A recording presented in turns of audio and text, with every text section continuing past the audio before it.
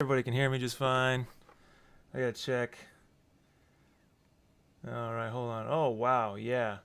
New macros. I was trying something new, and man, did it epically fail or what? Look at that. It put it in different little segments. That's hilarious. Well, so much for a smooth transition right on in. Well, it looks like it muted and unmuted my mic, that macro, so that did great. Um, but yeah, hi, I'm Miles. Welcome to Graffiti Gospel. It's Friday night. It's the end of the week, and you're tuning in to Drawn to Prayer, where we dive into what God has in store for us for the next week by kind of really just spending time with Him in prayer and drawing. And I'm just going to share a little tidbit of what God is doing in me this week. We're kind of on a series called Names of God in the Old Testament.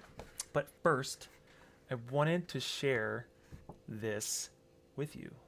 This is the print that I got. I had it drop shipped to my house from gicklytoday.com.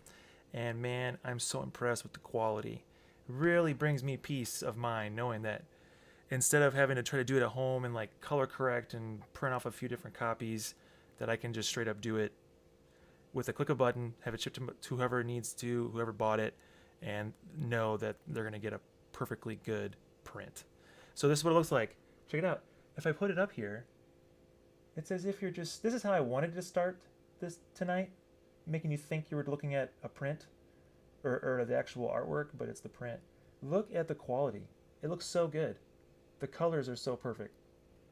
And the detail is there. I mean, like just straight up there. All of it. And it looks so good. Yeah, I'm doing a terrible job of showcasing this in this little screen, but oh, here, let's do this. Let's switch over here to this. There we go. Now you can see it better. Check this out. Look at this. Didn't it look so good? I'm going to buy one for myself, to be honest, because I want this hung up in my house. Such a good artwork, a declaration of prayer for a group of people who have just been suffering. You know? Just having that hope for them. It's a good time. So yeah, this is what it looks like. I mean, it's thick archival paper. It came rolled up, so it kind of comes kind of like this. It's protected. It's in a nice tube. Comes like that, right? This is on 100% cotton paper. It was Moab Bright White. Well, I don't expect you to know what that is. But it's kind of like, it's just a really good quality paper, holds ink really well, and it'll last over time. So that a lot of people use it for like fine art galleries if they do digital work or they want to replicate their artwork that they did on canvas or on an actual piece of paper. Analog style, they could kind of replicate that and still have somebody have like the authenticity of the real thing, which for me as a digital artist, I mean, this is the real deal right here. This is literally the real deal. This is what it looks like. You see it? It's not super big, but it doesn't need to be. This is what? I think this is 12 by 18. 12 by 18. All right. I want to sell this copy. I plan on selling this copy. $50, it's yours. This will be signed by me. I'm only gonna make, I believe I'm gonna settle on 5. There'll be only 5 of these printed, period. So it'll be numbered 1 through 5, so it'll be 1 through 5 signed, or 2 through 5 signed, 3 through 5 signed. Say that 10 times fast. So yeah, that's what it looks like. This was the Afghanistan prayer night we did a few weeks back, where we were praying for Afghanistan and everything that was going on there. If you haven't already, share this video so that your friends and family can see it and join in.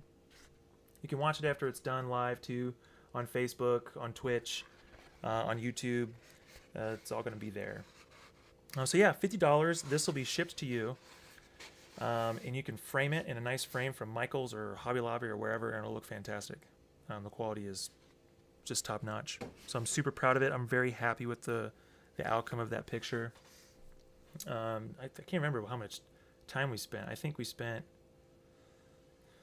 well, I can look it up because I have it right here. Here, let's switch over.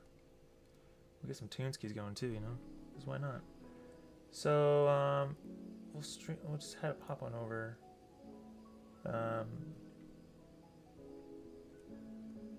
Let's see, where is that bad boy at?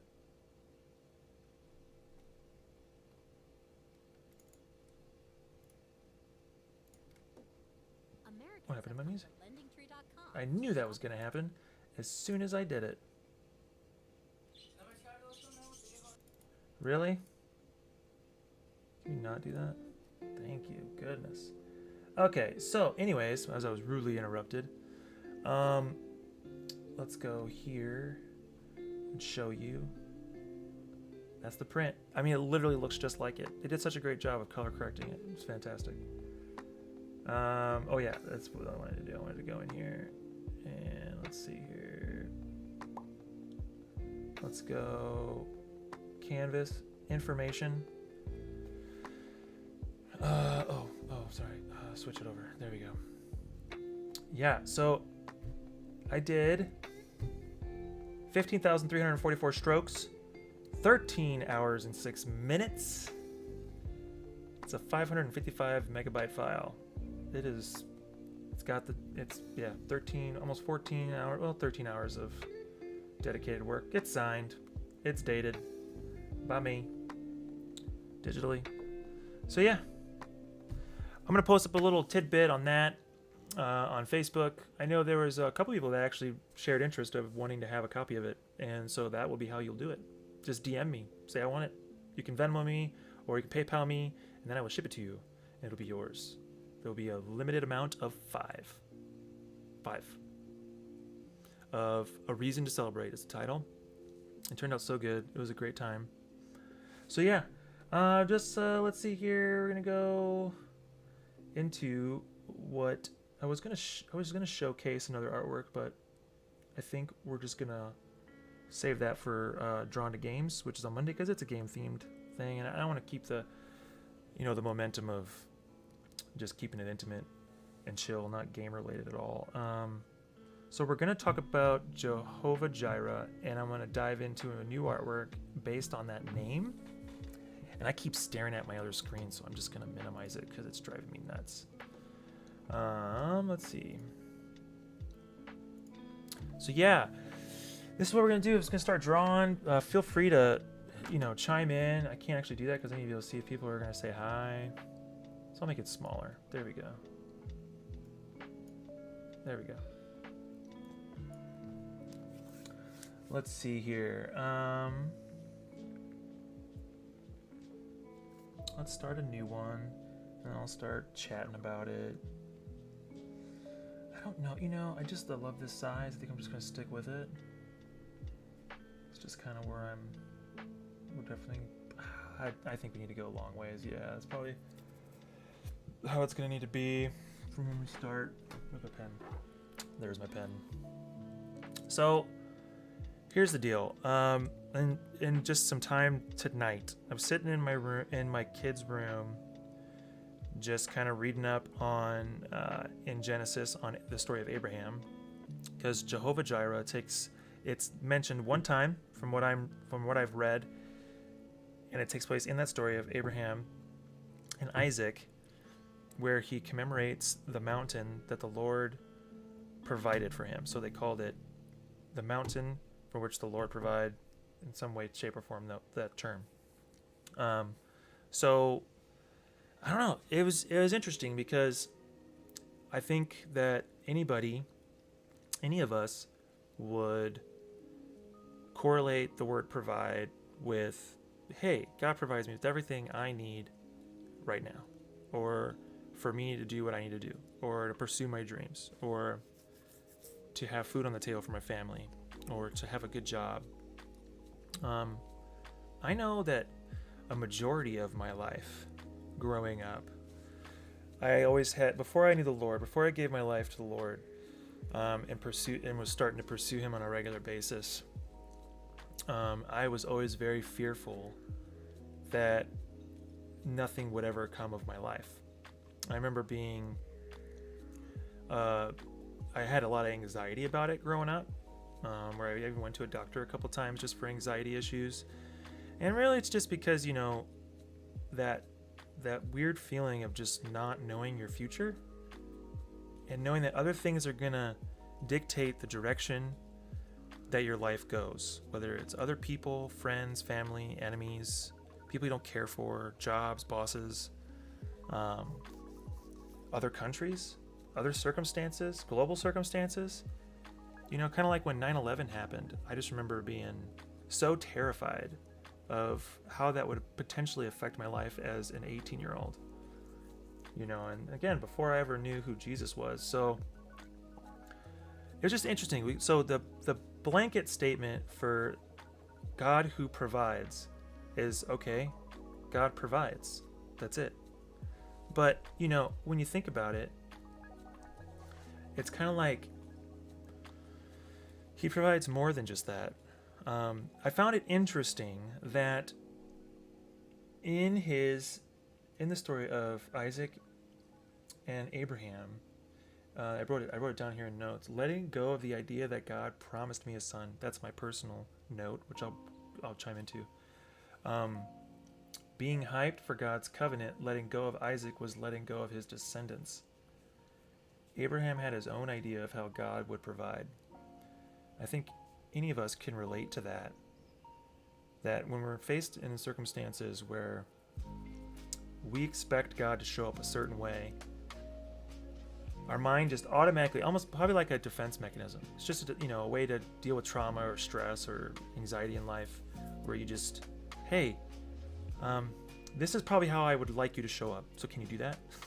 And then when he does, we're super exuberant and we're wanting to share all about how God did this in our life. But then I think there's, including in my own life and probably in yours, times where you're like, well, wait a minute, that's not how I saw that panning out. For instance, when Carmi and I got married, and we really didn't make an effort to not try to not have kids, but we definitely wanted to have kids. And so it took 5 years, probably a solid, I don't know, Carmi probably would correct me, but probably half that time of actually legitimately trying to have a kid. And we joked about it from time to time, right when Liam was born, that, it was really funny how when both of us kind of accepted the idea that this was probably never going to happen, that it happened. It's like almost letting go of our need to have it happen allowed room for it to happen. And so it's just interesting, kind of like in, Abraham and his one son, and God is asking the one thing of him that he promised him. It's like, I promised you your descendants, the future of your line, I'm promising is going to happen. But then later on down the road says, well, actually, I need you to sacrifice Isaac. I need that to happen. And it's like, can you imagine being Abraham going, well, but you promised me this? And I kid you not, that's a very similar dialogue I had with God early on was, well, what if I can't have any kids? Like, what if I can't have anybody? And when I was a young believer, this was probably 2 or 3 years into being a believer, I had a very, very vivid dream of me holding a little boy's hand, and we were about to walk across the street. And of course, in my dream, I specifically remember this was my son. Like, it's like, in dreams, like, you just know. Like, there's nothing that's, like, telling you that, but because it's you in your dream, it's like, it's just something's telling you, this is my son. So I had a dream of a blonde-haired boy with blue eyes, and I was holding his hand, and we were about to cross the street, and he just took off. He let go of my hand. And I remember being terrified and, like, worried that he, like, oh my gosh, like, what's going to happen to him? Like, and, just sitting there in my kid's room tonight, just while he's, going to bed, which I do. It's a ritual of ours. That's just what we do. I hang out to comfort him. I hang out in his bedroom. But it's just interesting how I'm sitting there in my boy's room, the same boy that I had a dream about when I was much younger. And that same dream of me wanting of my boy, his hand leaving my hand and being afraid to let him go, or being afraid of what would happen to him. Sitting there thinking about tonight and talking about Jehovah Jireh and what that means really brought deeper meaning to that dream. I hadn't thought about that dream in a long, long time. But I held on to that dream for a couple years, like, oh, we're gonna have a boy. That's what we're gonna have a boy. He's gonna be blonde. He's gonna have blue eyes, just like his mom. And I hold in faith in that. I'm gonna have a son, right? Well, that dream was like 2 or 3 years before we ever had a kid, Liam. And so it's interesting how at the end of that time, I had in my own heart and mind let go of the idea of ever being able to have kids. And then we got pregnant. And sure enough, he's a blonde-haired boy with blue eyes, and he's fantastic, and I love him to death. And, but there was just this inner part of in your heart and your relationship with God that you just go, oh, I can get really mad because this isn't happening, and you showed me in a dream that this was going to happen, and I don't understand why it's not, but then settling on the fact that, hey, this isn't happening. It's okay. I'm okay. I'm going to be okay. Karma's going to be okay. I'm going to be okay, Jesus. I'm going to be okay. And so, yeah, that's kind of what I wanted to share, just anecdotally about my experience with this name, Jehovah Jireh, the God who provides. And that reminds me, Abraham named that mountain the God who provides. And it's fascinating. I'm noticing a trend in just this series that we're in of just casually diving into the names of God in Old Testament. I wrote it down here in a note. You can't probably see it on here. I don't even think I can zoom in.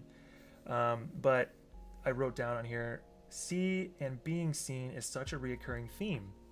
And a previous time, we talked about I'm already forgetting the names. I have terrible memory. This is part of the reason why I've been doing this. This is hopefully to help things stick. I gotta look it up again. Oh, Elroy. That's what it was. Elroy, the God who sees me. And I forgot that story of Hagar and her boy Ishmael, and how God met her in the desert and told and met her where she was and encouraged her that she felt validated of being seen, is the same story of Abraham and how he wants to be seen. And it's in that how is it worded? I should have wrote it down. But he even says it in the scripture of naming the mountain of being seen. Jehovah Jireh, the God who sees. The God who sees. So it's like the same repetition of just God wanting his people to know that I see you in your circumstance. I see you where you are. I see the Afghanistan people and what they're going through. I'm there with them. Some may not know that I am or don't want to know that I am, but I'm there. Same with Miles. I see you, Miles. Like, I see you and I see your desire to have a kid. Here is a nugget. But guess what? Are you more in love with the idea of having a son, or are you more in love with the idea of knowing me? And I think that is the big part, at least in my own personal life, and why I choose to share this weekly, is just challenging myself to pursue God, hear his heart for my life, and that it might inspire you to pursue God and hear him in your life, because he sees you, whether you like it or not, whether you want to accept it or not, whether you believe it or not. He sees you. He saw Hagar. He saw Abraham. He saw Isaac. He sees me. He sees you. I have 2 beautiful baby boys, 3 and 6 years old. And they both are, blonde-haired, blue-eyed. I mean, they just look just like their mom. But yeah, I had a dream a while back, around the same time era. This is 2012, 13, 14, somewhere in there. Liam was born in 2015, but I had a very vivid dream too of me being on a throne, a very, very large statue of me on a throne, like massive, like we're talking like probably 2 stories tall. Doesn't sound very big now that I say it, but now that I'm recalling the dream that I had while I was asleep, I remember because I was able to approach the throne. So it wasn't that giant that I couldn't approach it, but I remember in my dream I was walking towards a statue of me on a throne with a crown. And I remember seeing that statue, and I walked up to it and I took the crown off my head and I sat it down. And like the throne had, like, I had my hands down, and on the banisters where my hands were, there was these orbs. It was like Earth, just like globes. It's like earthly throne. It's like, I rule my life, you know. And so it was very clear to me at the very beginning of my relationship with Jesus that, what up, Tony? Abraham. I don't know what you mean by that, but I'm glad you're here. This is good stuff. It's deep, man. It's gonna get deep. I'm just saying. So yeah. So it became one of those things where I forgot where I was at because I ADHD. Oh, thrones. Yeah, earthly throne. It was very apparent to me that God wanted me to know that you cannot run your own life. It's not going to work.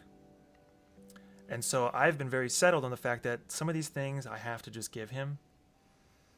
You know, this channel, like, this is something that came out of completely left field. Doing this live was not something that I desired for years to come.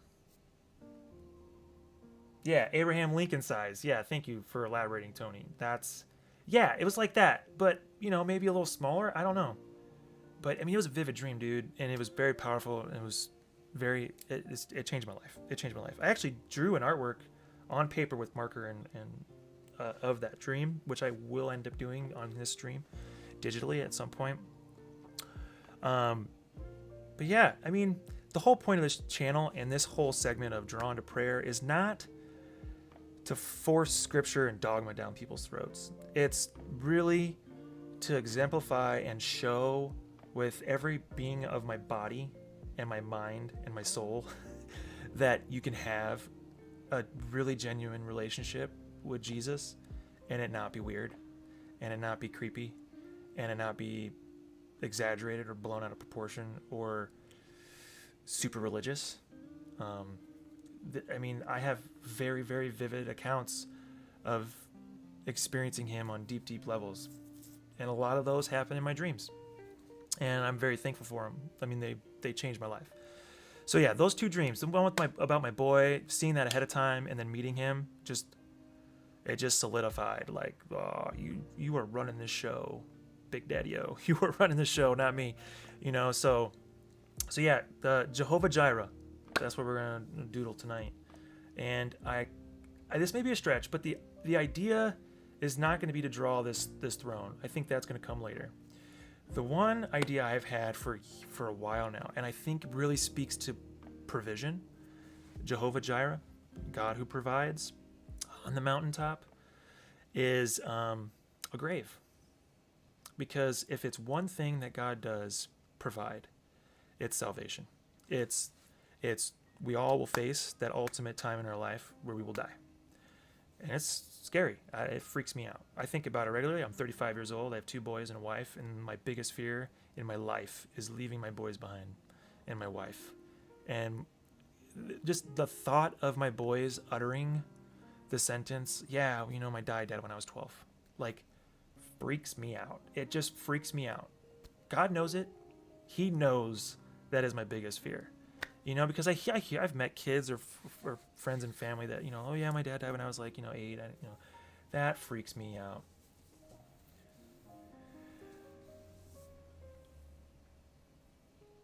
Oh yeah, totally, Tony. Yeah, I mean, that was freaky, dude. It was freaky. And yeah, God provides. So there's to it, and so yeah, I remember when that happened, I was like, I thought we were going to get drafted. I was like, I'm totally going to get drafted. I'm like, this is just going to happen and it's going to suck. And that segues really well because I remember being so scared of being drafted. I didn't care about serving my country or, I didn't understand the value of that like I do now. Like just the sacrifice that a soldier makes when he commits his life to his country and to the people he cares about, his neighbors. Like, it's a huge deal, and I highly respect it, and I thank every soldier I meet. I will. If you're around me and I see a soldier, I will. When I'm at work, when I'm just out and about with my family, I will always thank them. And they're always, most of the time they're caught off guard, but they're super, super thankful that I even acknowledge it. And, back then when Tony and I, who's in the chat, when we were kids, that was my biggest fear. I was like, I'm going to get drafted. But that speaks directly to God who provides. It's like, hey, I was scared that God wasn't going to provide there. Ultimately, I didn't know who Jesus was then. I barely knew that he was even in the Bible. I never went to church really. But the deepest part of my heart is crying out, "Oh my God, it's going to war and dying without knowing you," is the ultimate cry. So it's like, I was so scared of going to war, being drafted because of what had happened, because of somebody else in another country that felt like it was really important to do this. I wasn't worried about, I want to defend my country. I was a selfish 18-year-old boy who was like, I don't want to die. And so ultimately, in Jehovah Jireh, the name, God he's specifically saying, I am providing a way out. I'm providing peace for you. I'm providing salvation through my son Jesus, and he's going to provide that for you.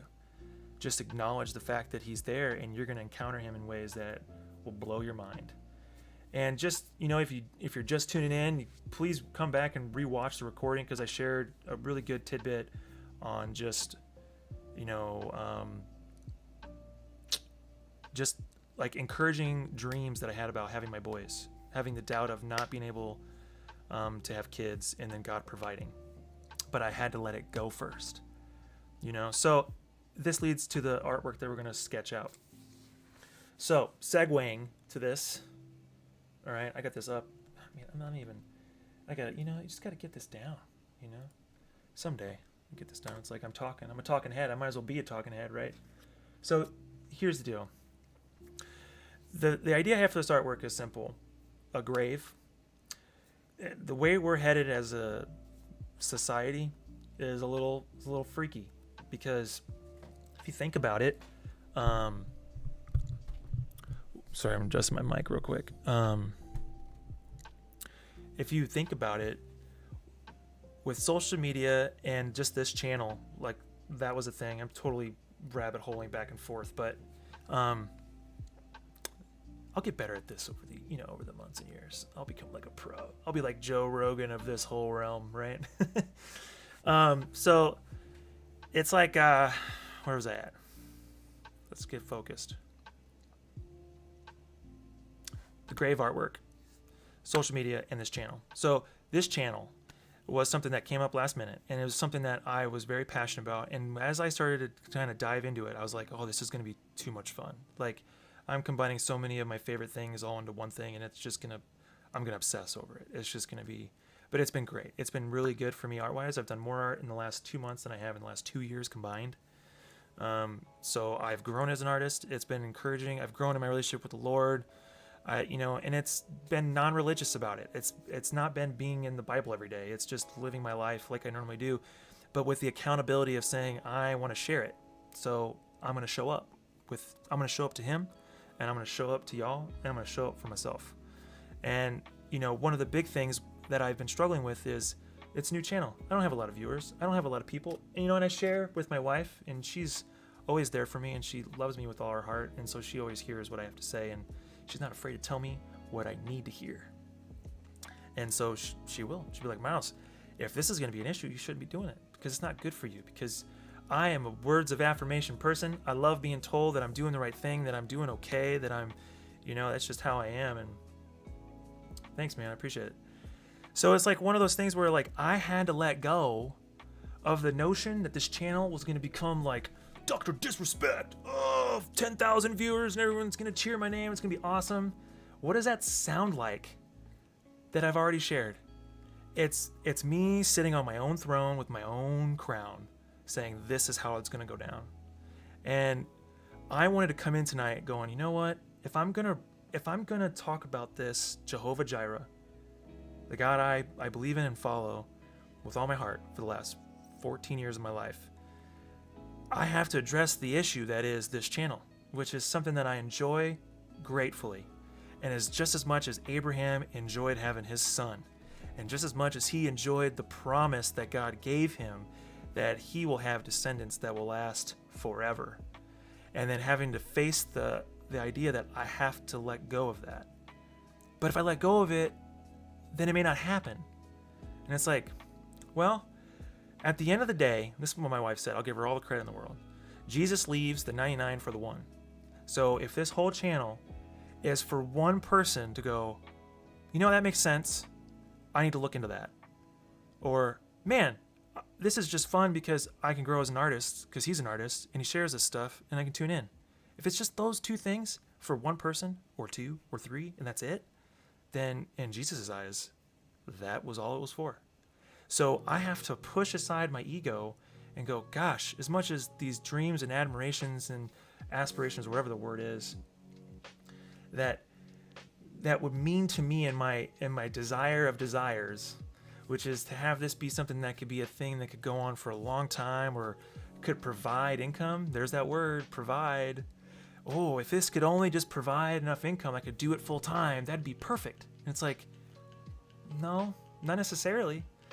You know, I had an opportunity for a job just recently, and I called it my dream job. Like, literally called it my dream job. I even told them at the job offer that it was my dream job. And it just dawned, I kept teeter-tottering back and forth, like, well, if I take this job, then I won't have time to do this, like, at all. Like, it probably won't happen. I could probably do it, I could probably stream, but the time it takes to do these artworks, God has positioned me in a way that has given me favor and grace. That's the big one. Grace to just grow as an artist. I've got a good job now. It provides. I'm happy. They're happy. My wife's happy. Everything's going solid. So why stir up the feathers? This was my dream job. Like, I had actually been hoping that this thing happened for like the last 3 years. And they gave me an offer and it just didn't work out. It wasn't what I was hearing, that if this is in like the Christianese world, like we kind of call it putting down a fleece, laying a fleece down. And I can't remember which story it is. It's been a long time since I even read it or even thought about it. But there's a story in the Old Testament where, in order to see if it was really God, they would take the skin of a sheep. Someone correct me. Someone will at some point. There's always those people. But you would lay down on the dewed grass, and if the dew absorbed into the sheepskin, then you do it. And if not, so we call it laying out a fleece, quote unquote. So that's what I was like, well, if this is really from you, Lord, then I think this amount will really solidify that this is from you. And it didn't happen. And I'm okay with that, because at the end of the day, it was like, this was my dream job. I was so disappointed. I was so crushed. But again, it was one of those things of like, I'm sitting here in my own mind going, this is how it should go. This is how it's going to play out. I'm going to do this and I'm going to do that, and that's how it's going to go. And my life's going to fall into line. Well, Jesus could give two SHITs about how much I make and about how I'm doing it, as long as I'm right with him. And so that segues.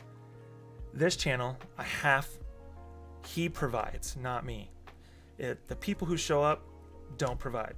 Y'all don't provide. I'm sorry, it's just not how, at least this is a new revelation for me. This is just literally me just being spontaneous here. Like, I'm just running off the cuff here. But I think it's powerful for me to say, y'all don't provide. And neither do I. He does. And so I have to surrender this whole thing and just say, hey, I'm going to do what I think is best and what he wants to use it for, and that's going to be the sole purpose of it. So the whole idea of the grave is this. Social media, this is why I brought up the whole channel thing, because social media is a freaking pit sometimes, right? Like, it can get the best of anybody. I don't care who you are, how strong you are, how motivated you are, how mentally strong you are. Social media can cripple you. It is that easy. And I could foresee a future where every grave that's in these cemeteries has a 5-star rating. Can you imagine? You have a rating on your grave for, yeah, he was all right. He was good. This was all right. I envision a time, especially now that I'm into this whole live stream thing, where what's more important, that I go to heaven and then I spend eternity with Jesus, or that I hit 10,000 viewers on average per stream, and I got a 4 out of 5 star rating for this decade of my life. And I want to exemplify that. So I'm going to put it on my tombstone so that when people walk by, they see how awesome I was. I can see it. It's a thing. It's gonna be a thing. I don't care who you are, because everyone gets rated nowadays. You go on any website and there's a rating. And I wouldn't be surprised if that dictates your income down the road, a century from now, 100 years from now. It's like, oh, well, your family line averages 3 out of 5 stars on their little statistic on their grave certificate. Can you imagine? But it could be a thing. It's like, who provides here? Who provides? So I really want to, that segues. Segue. It's the word. It's the word of the stream. Segue. Oh, that's a good segue. Feel free to chime in. Tony's been great. He's, don't be, oh, that's the wrong, that's the wrong one. Oh man, I tell you, you can definitely tell that this is impromptu because this thing keeps going. ADHD, check that out. That was hilarious. That was funny. That was so perfectly timed. It's not even funny. What'd you say there, Tony? The sayer? Oh, thanks, man. I appreciate it. You're a good friend.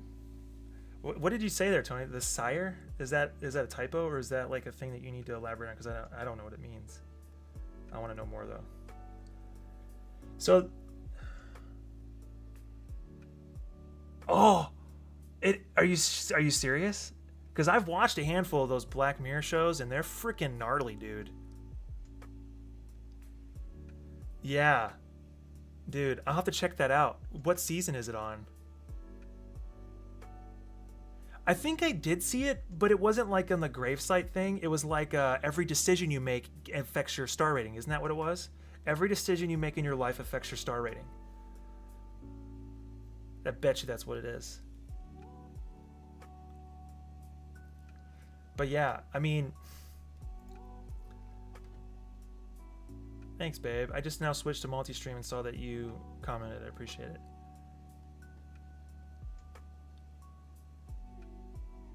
Yeah, I mean, and I've had this vision of this artwork for years. I mean, it's been something I've wanted to draw, but I've just kind of been like, it just sounds like an undertaking. Like neon lights. I got to learn how to draw neon lights. Like, because, you got to have neon in a gravestone that has star ratings, It's like, yeah, I think I did see that episode, Tony. I'm glad you brought that up, because that just shows you that I and others are not the only ones thinking of this. And the last thing I want, and here's what I told Carmi. This is what I told my wife when I first started this channel. Before I think I maybe had done two streams. And it was, I'll switch over. See, I just got this new, okay, ADHD, focus, squirrel. I had just got this, I just started doing this, right? And I told Carmi, I said, one of my big motivations for doing this is kind of a little bit out of fear. It's, I think, a healthy fear of, if the worst thing that ever were to come out of this would be the best thing, which is that my kids can watch this down the road and see their dad and be like, it's an opportunity for me to share my heart eternally. And anybody can take these nuggets, whether you like it or not. I don't care. You don't have to like it. But I'm picturing my kids watching this, because I don't know what the Lord has in store. I don't know where my life ends and where it begins, kind of like, in those stages of life. And, well, Tony, I stayed away from social media. I wasn't really that big into it until I started doing this, because I realized, this whole thing, social media is a pillar for it, and it's really affected me. There has been weeks where I'm like, gosh, man, how does this guy have 17,000 likes on his artwork? Like, it's cool, but really, like, how do you even do that? Like, it's just, I'm human. So I just get into this mode in my brain of like, how can I make it better? How can I make it better? Because that's just how I am. I'm like, I want it to be better. I want it to be better. I want it to be better. How do I get this? How do I get this? And it's like, I can see God going, Miles, what do you want on your tombstone, man? What do you want written on your tombstone? That Miles lived a godly life, honored and loved his kids and wife. Or do you want it to say, I had a 4 out of 5 star rating on this app, and when I played this game, I got these 10,000 achievements. Did you see how many percentage have it? I am in the top 1%. Who gives a crap, right? But that's kind of the cool part about this. It's like using this platform, which is primarily used for bloating and gloating about stats and how good you are and how awesome you are, and really just turning it up on its head and saying, you know what, I'm not really good at this, I'm learning, and I just want people to know what I know. But the off chance that they go, that makes a whole lot of sense, Miles, you know? So yeah, that's that. So that's what we're gonna do. I have it kind of in my head, but by all means, please chime in ideas. Like if you think, oh, dude, you should think of this, like add this or whatever. It could be fun. So yeah, Jehovah Jireh, that's what we're doing. God who provides. Let's see here. I went on a tangent. That was a long time. I wasn't expecting to talk that long, so. But hey, make sure you share the video so people can join in. You too. Let's see. Yeah. So I got this thing, Tony, on my phone, the Stream Deck. So I was building macros for a little bit earlier today, and I built a macro so that it would do like my slideshow, then it would do my intro, and then I have a delay on there so that it goes the 5-minute timer, and then it switches for me, and then it mutes my mic during that time so you can't hear me talking to myself, trying to figure out what to say or do. But I tried it this time, and it totally biffed. Did you see it? Like, it wouldn't switch over. It just kind of lagged. And then my little automated message popped up twice, like in like 7 different messages, which I didn't foresee that happening. But hey, it's the woes of stream, man. So yeah, if you're just tuning in, make sure you come back and watch the recording on Facebook and Twitch, whichever platform you choose. I'm streaming to YouTube, Twitch, and Facebook. Follow, like, subscribe. If you want to see more content, make sure you hit notifications. But we had a really good conversation for a good half hour just about how God provides in your life, how he provides in my life.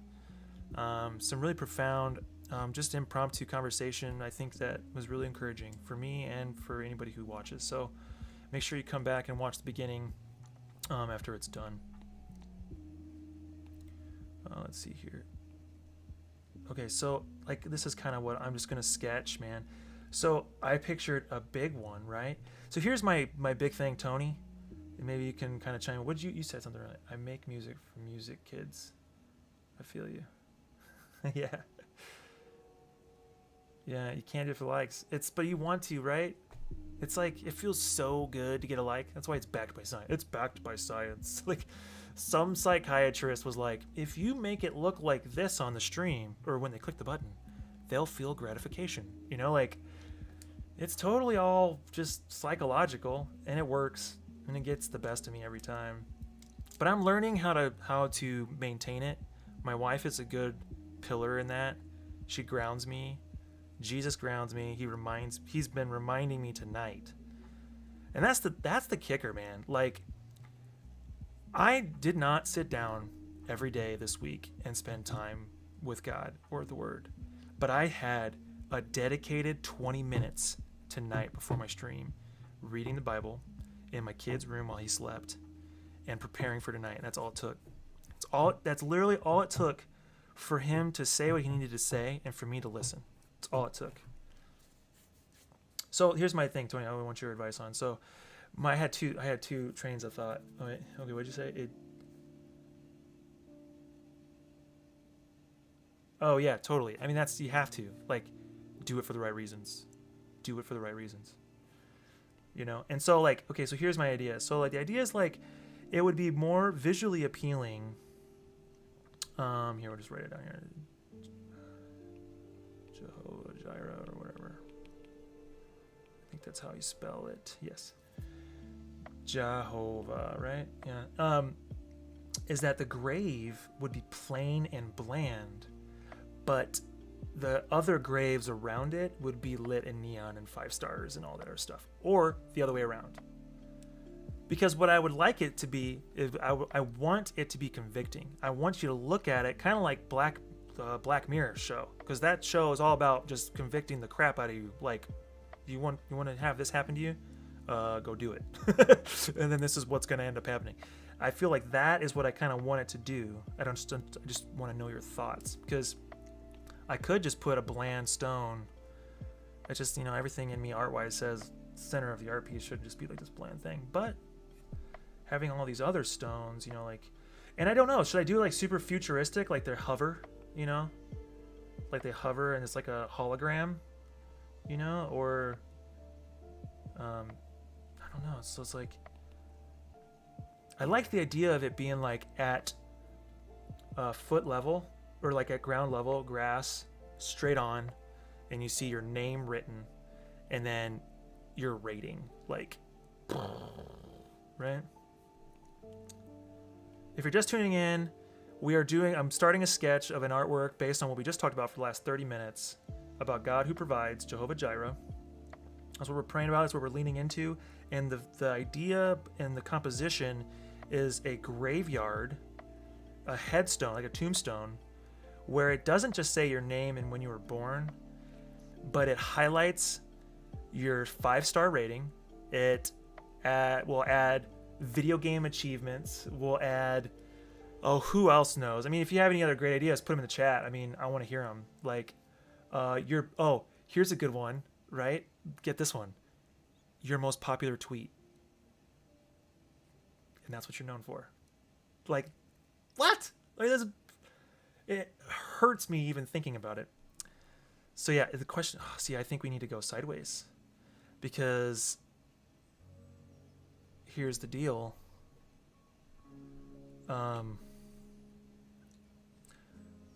If I want it to be like that, I need to be okay with the grass. We're gonna mess around with some perspective, lens focusing, so there'll be grass, but it'll be blurry.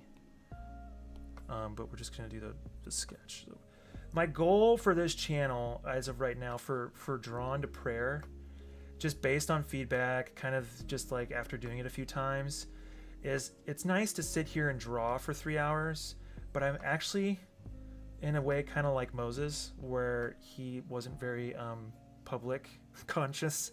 He wasn't a very good speaker, so he had to use Aaron to speak for him, and he had to convince God to allow that to happen. I feel the same way about my art. Like, I can draw in front of you all, and I enjoy that, but I think my best ideas come off screen, and then sharing those kind of things with you live, but starting it live. So I like the idea of like, okay, we're gonna start our sketch, you're gonna see where it's going, and then the next week when I come on Friday, you'll see either where we left off, or where I ended up, or where we ended, like where it finished. So this is kind of the idea, like, you know, you see a gravestone, you know, we're gonna make it super moody, man. And I'm gonna put my own name on it. You know why? Because that's the thing. Like, before it should ever convict y'all, it should convict me first. Like, that's, I mean, you gotta start here, you know. Yeah, I gotta look at some pictures of tombstones. What'd you say? I did an with the same theme. It's about imitation to fit in. I did a color flower in a sea of black and white flowers. Oh, dude, you should DM that to me so I can see it and I can put it up next time, because we'll probably revisit this next week. What else did you say? I like the old school tombstone around hologram projected futuristic tombstones. Ah, that's cool. I actually dig that, dude. That's like saying, it's kind of like giving homage to the old timers, you know, because we all have like my coworker is an old timer, man. He's 78 years old. 70. My wife's gonna slap me for this. I'm gonna say it anyways.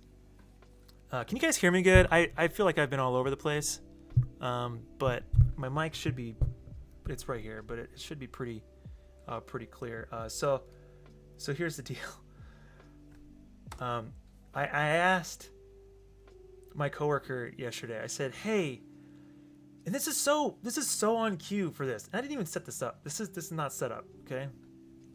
But I asked him. I said, "Hey, you know, do you ever sit and think to yourself, like, I'm at the last leg of my life. Like, there's no, like, I have some extra time to get this or do that. Do you ever just sit and think about that?" And he just looked at. He's a rough dude. He's awesome though. I love him to death. He's one of my favorite people. And he just kind of goes, like just kind of goes, well, yeah.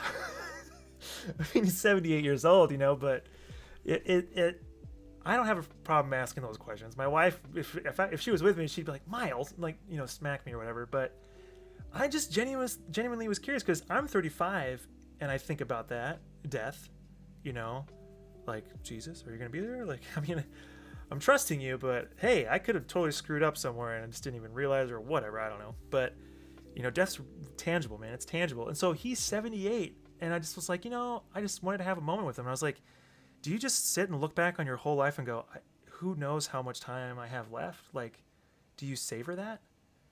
And he's like, yeah. He's like, I think about it all the time. He's like, my wife is constantly sick. And it just seems like that's just what's all around, and yeah, I mean, that was the gist of what he said. But it was funny. It was silent for like 5 minutes. He knows my heart. He knows my heart. This is what my wife would say to me. She'd go, Miles, you're just so innocent. It's just, it wasn't like malicious. It was me being curious. Because here's the challenge. I'm going to challenge you, Tony. How often do you sit down with an older person who's lived an amazing life and ask them genuine questions? How often does that happen? That's savage, bro. I know. Well, I would never have just asked it to a stranger. Like, we've worked every day for a year together. So, I mean, and I know he can handle it. He is a Vietnam vet. He's hardcore. He served his country. He's a gun fanatic. He's a God-fearing guy. Like, yeah, I mean, it probably wasn't appropriate, but at the same time, like, yeah, I mean, it just, bleh, but it was good and how timely, but it was funny because for 5 minutes we were quiet and then he started telling me stories in his life. He started to share stories when he was serving in the military. He started sharing stories about his dad who served in World War II. He showed me pictures of the gunboat that he was on and in the Pacific. I kid you not, just asking that question made him reminisce on life. So it sounds pretty jacked up, but at the end of the day, I kind of blessed the guy. Like, he was having like some good moments and I was like loving it. I was like, this is cool. Like, he showed me this really old boat, like being dumped into the water for the first time, getting christened, he talked about how his dad was raised, how he was raised. It's a rough question, but you know what? I have a guy who's lived a full life completely at my disposal, and he is full of wisdom. And so, yeah, I'm going to ask random questions like that because I want to know, like, when I get that age, am I going to end up, like, do I have that to look forward to? And he's like, yeah, I mean, you're going to think about it all the time. It's like, because it's literally right there. He's 78 years. He's beat the statistics. He's awesome. He's an animal, man. He's awesome. He's hardcore. And nothing but respect for the guy. He served our country. Yeah, for sure, man. Like, for sure. For sure. Dude, do you remember? I don't know if you know this, but when I lived in Chicago, with you, we had to do a report on a veteran. And we had a veteran down the street from where I lived, on my street, not your street, but my street. And remember the guy, he had all the flags in his yard? And we were always freaked out by him because he just looked like he was just going to kill anybody that came in his way. Well, I actually went in his house, did a report, and he told me stories. And it was freaking awesome. It's like, but he even said, I don't share this with everybody. And it's like,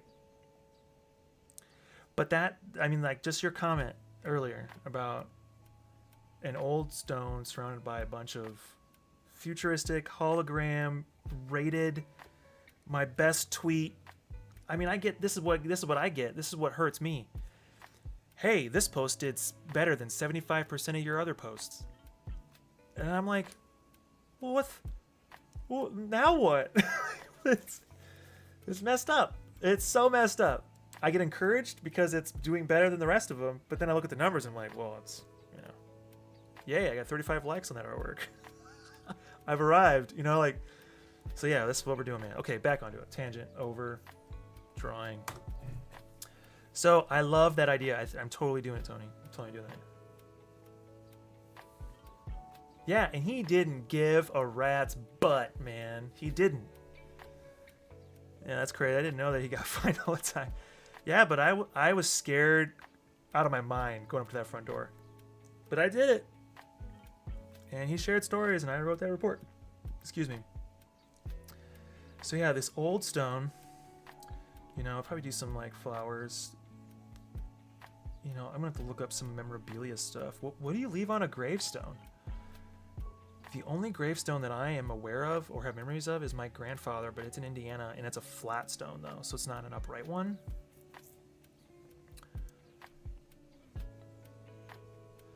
So we'll definitely do some hologram stuff. I don't know, like, I usually pick a color scheme, which I already kind of did, actually. Did this last night. This one right up here, the top one. Maybe we're just going to keep it somber, dude, and then we'll throw some magenta in for the hologram stuff.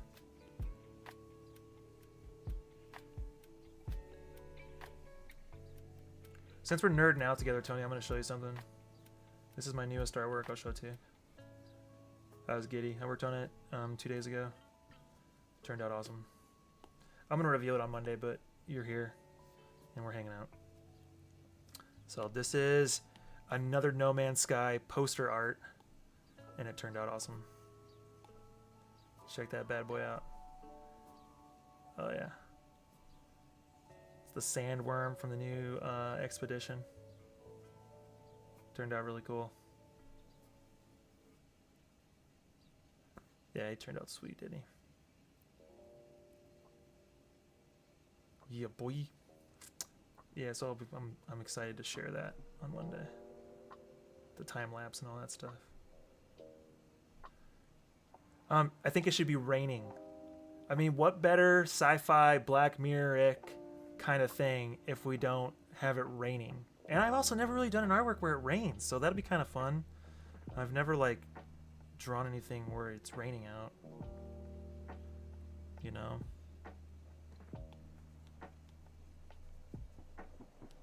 One of the very first I guess you could call revelations or like visions, you know, it's very mystical sounding, but it really is just more inspiration.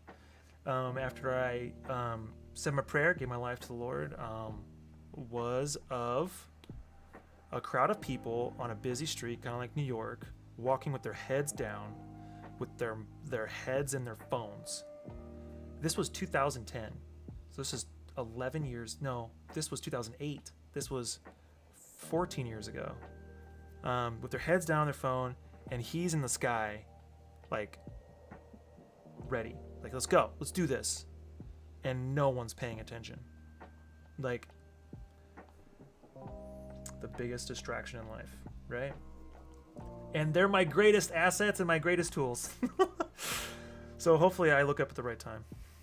You know, if you're a big believer in that whole, you know, rapture or whatever. But that's just an interesting, you know, even if you're not, you know, if you don't have to get in the debate of rapture or whatever, it's just simply of saying, hey, like, I'm here in your life, but you're looking down. Like, you know. Should we put a city in the background? Probably not. I like the idea of it just being cloudy. Make it cloudy. Let's go to maybe this color.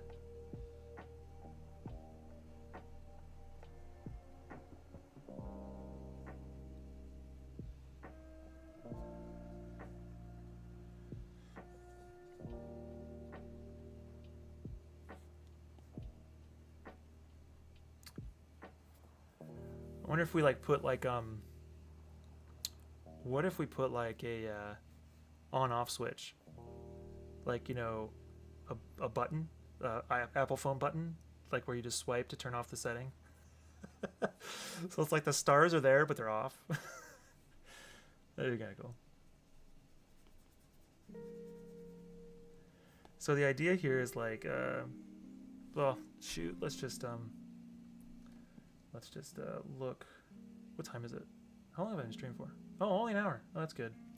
That's encouraging that it wasn't like super long.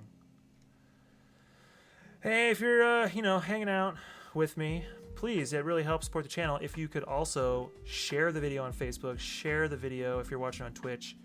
It kind of exposes it to your side of the world, exposes it to your community, your friends, gets me acquainted with the people you love and care about.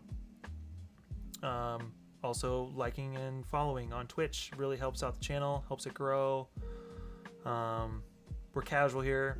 I'm not looking to do anything crazy, but as we discovered tonight, my own personal revelation of my motivations. But it's good to know, hey, it's part of the deal.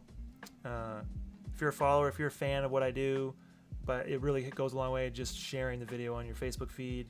It just gets it exposed to more people. And if you haven't liked my Facebook page, please do. You'll be notified when I go live. Yeah, I figured you didn't. Knowing your, what you do day to day, I wouldn't have expected you to be on it. So I'm looking up. I'm looking up tombstones. Of course, it comes with the movie. Why wouldn't it?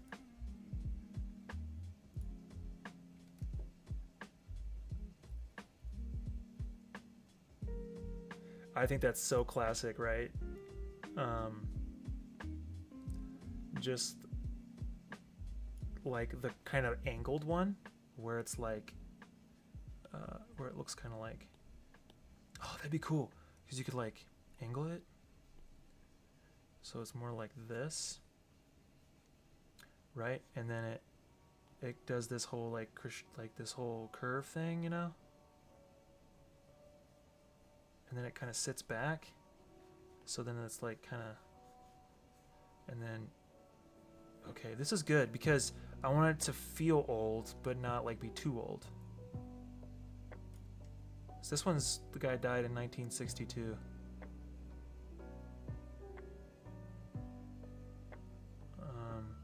That's newer. Ooh, I kind of like that effect though. That would be really cool. Like have it, because a lot of them are polished. So you get the reflection of the trees on it. Totally stealing that idea. It's not really stealing, it's just looking at a picture, but still.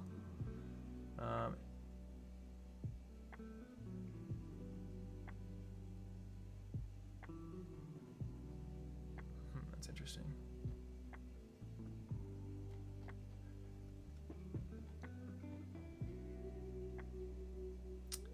Okay, let's see. I really liked the look of that other one, though. I know you can't see it, but I can pull it up on my iPad, though.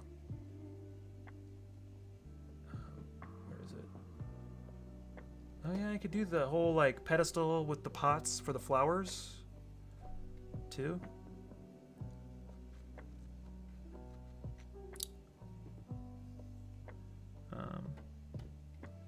Do all kinds of different. I need to leave room for the hologram type stuff. Where's my horizon line? I'd say probably right here. It's probably going to be right about there. I think we're going to make it a little like that. Let's see here. Should I do magenta? Let's just stick with these colors first. Go from there. Okay, I need to look at a rainy day because I just need an idea of what a rainy day looks like. Okay, I like that look. You guys can't see this. I need to do it where it's on here. Sorry. All right. Let's just reuse this. Go tombstones. That way you can shop with me. What do you say? What do you say, hey? I like this one right here. I'm still using my computer. Whoops. All right.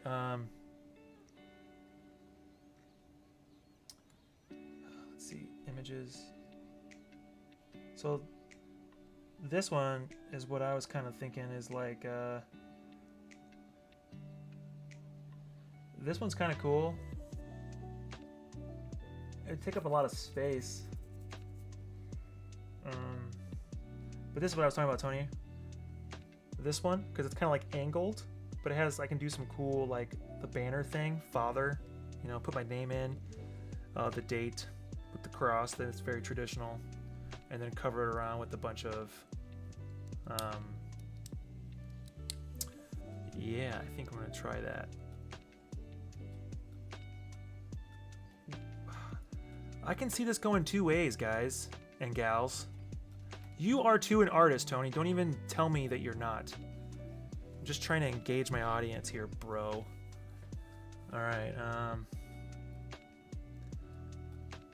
No, I don't think I want the power plots, because here's what I'm thinking now. I could go vertical or I could go horizontal, because if I go vertical, I can make the tombstone smaller and overwhelm the tombstone with all this, you know, sci-fi clutter, Blade Runner crap, you know? That would be more dramatic, but then there wouldn't be as much emphasis on the tombstone. But if I do it horizontal, I feel like I have to kind of focus in on that, and that be the focal point, and then it's just kind of more around. So yeah, I don't... This is the stuff that I do. I mean, this, you know, it's actually just in my head, and then it just kind of comes about. But let's see here. So rainy day. This is what I think I'm going to go for. Rainy day. Rainy day is going to be like rainy day. This one. I like that vibe. It's the same color palette as I have now. Just looking for ideas. So this is kind of a good reference point for focus. So I might steal that to reference to. Otherwise,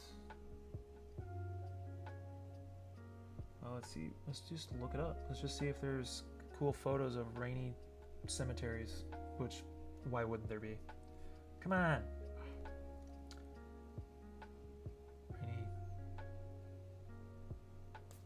Rainy cemetery.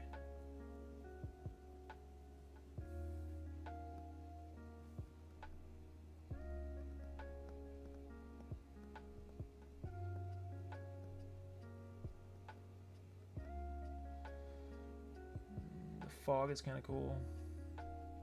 You know, like a fog look with neon lit floating cemeteries would look kind of cool.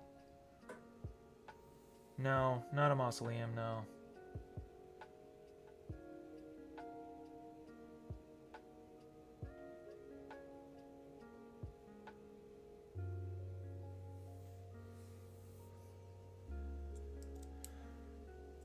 What's a mausoleum again? I don't even remember. I don't remember what a mausoleum is. Is that a giant tomb thing, right? Where you walk into it?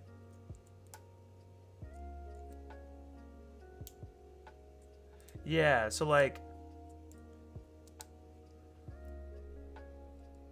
That's kind of what I was thinking for the viewpoint of the tombstone. So it's just picture a tombstone in the center. And then hovering stuff. I just don't think you'll see the... Yeah, not a mausoleum, no.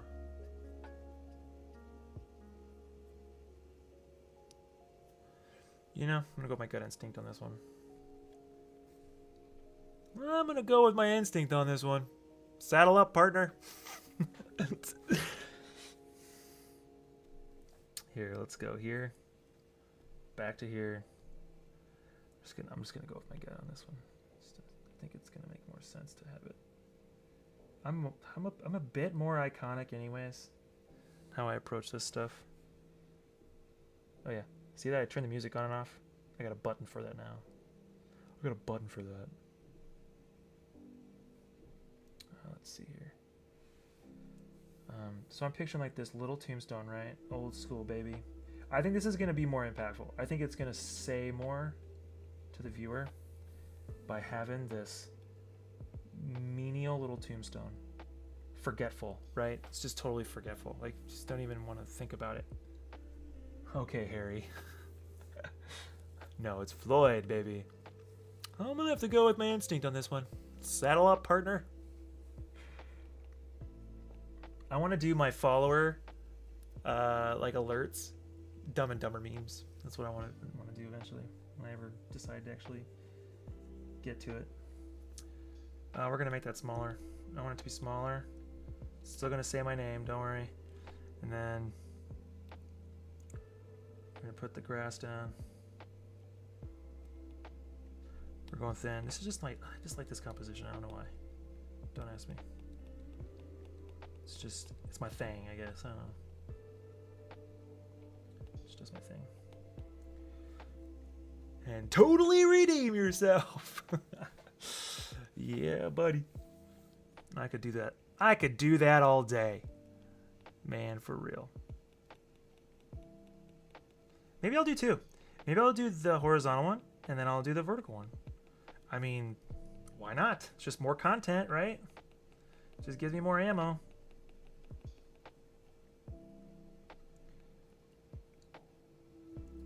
I'll do one like realistic, more digital art style one, and then I'll do one that's more like the sandworm one you saw, where it's like flat but colored, and like I think that's kind of what I'm gonna do here.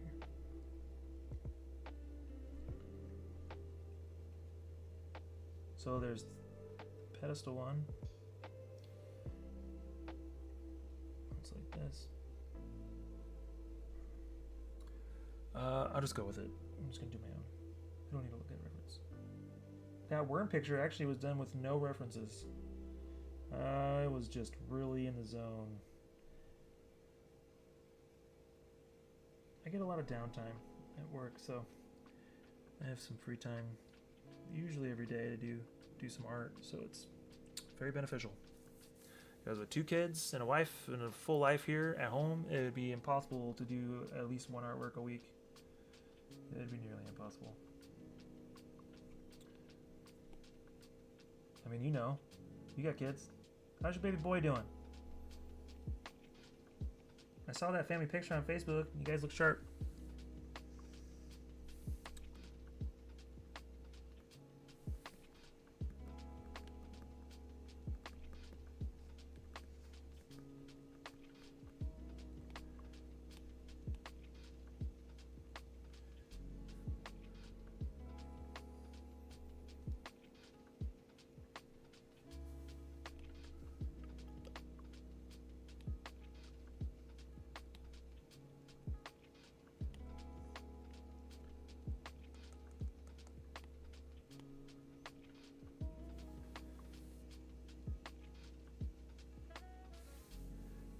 Try it out because I love clouds. Clouds are my thing. Just absolutely love clouds. So I can actually do clouds here. So I can do some cloud work. It's going to be somber, rain, clouds, floating drone graveyards, or tombstones. And I have to design those. That's going to be fun. That's actually probably going to be easier than I think it's going to be. So I've been like the exercise I've been doing lately is I go to canva.com and I type in color palette, and I just find a color palette of like 4 colors, like a color scheme, and I force myself to stay in that. I don't know, it just makes it like gives you like a healthy restriction to try to come up with ways to use the color to make things work.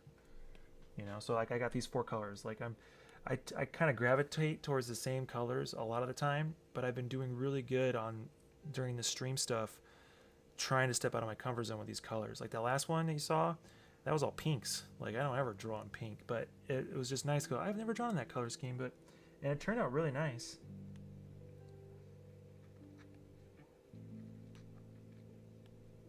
Okay, let's see. Great. Okay, so let's go. I need to put this in the center. There we go. So yeah, my cousin Julia moved to Florida. She's coming in on every stream. It was awesome. It's like we're building like a little fun cousin relationship. I don't ever see her. I haven't seen her in years, but it was really nice. Looking forward to her coming on and chatting. But she just moved to Florida, so hopefully she'll be able to hop on in the next couple weeks. Obelisk. I could, but it's a little dark. Obelisks they kind of just give off a, I don't know, like a dark vibe. Speaking of dark, Dune, super good. One of the best sound engineering jobs of a movie ever. If you could just go see that movie for the sound, do it. I mean, content-wise, it was okay. It was a little slow, but sound quality, top-notch, man. Saw it with a friend last night. It was really good.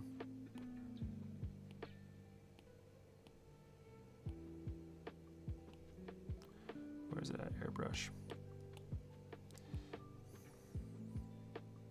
Oh no, we'll go like this. Nope. That's definitely not what I want to do.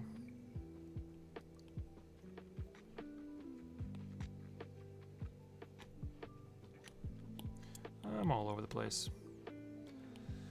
I need to undo this. There we go. Add new layer. Drop it down. Grab white. Fill it. Take this, make it a clipping mask that allows me to stay within this parameter the whole time. So if I draw over the edge, it just disappears. You'll see. It's good. It's pretty cool. Wrong one. New layer. Let's get that. Yeah, there we go. All right. Nope. Again. Doing it again. Here. Boom. There we go. So you just go.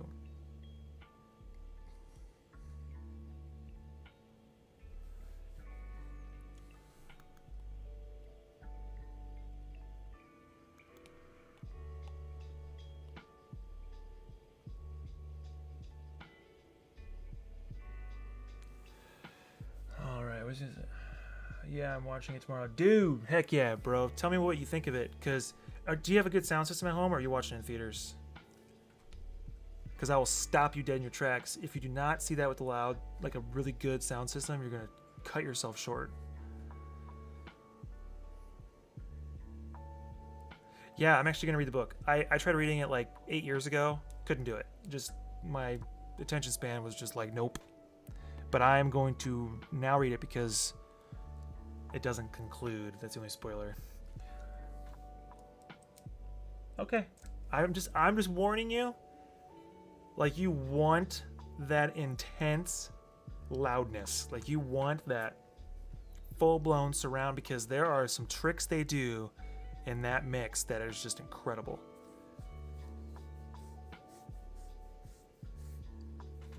That's pretty much how the movie is. It's like it's a crawl, and then it, yeah. I don't want to give it. You know what happens. So I guess, but for people who may watch this later. Okay, so there's my like kind of somber start. The grass needs to be a little bit more.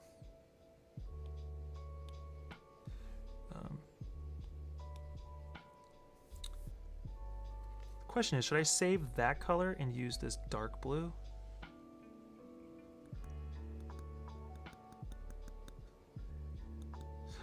I should do nighttime, because then everything will glow really bright.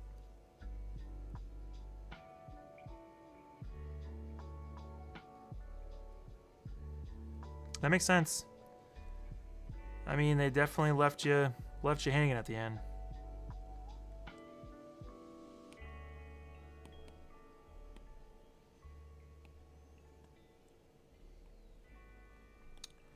I don't know, man. This is going to be tricky, because I kind of am now wondering what it would look like if I instead went nighttime.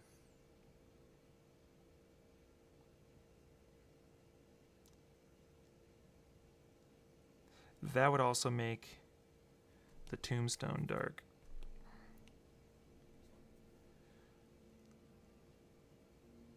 Oh, boy! Oh my god! Oh, there's a spider literally crawling on my monitor. You gotta love basements, bro. Why? Hold on, I gotta kill a spider.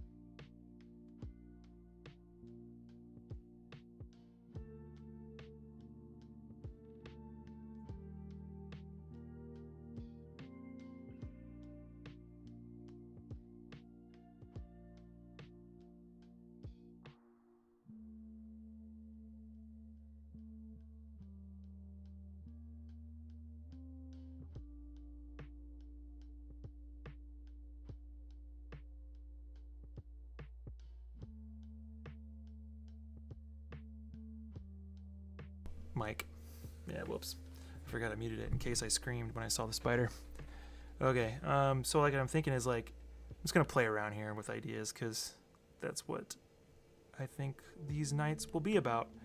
So let's go with this bright magenta, and then let's shoot it up here.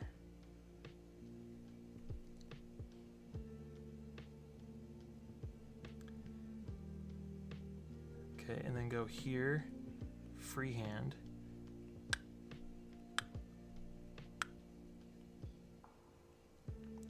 And then we'll go airbrush. And then we're gonna try to like create, I'm gonna put the stars up above it. So like just hear me out. Like, this is just plain. This is gonna be more of an exercise in how to do these holograms. Let's see, textures, this one.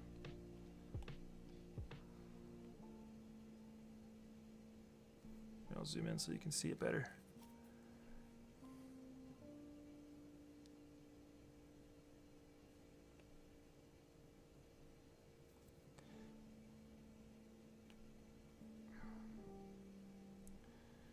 Oh man, I made a star once and copy. Oh, maybe I can do it again.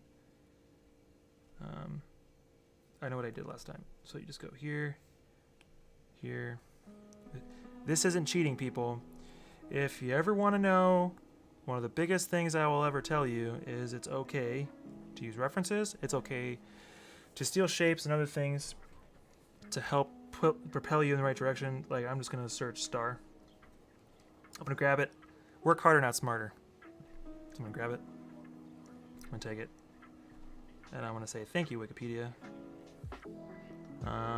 And then I'll go here, and then I will add to photos. Hopefully it didn't add the web page. That might have just happened.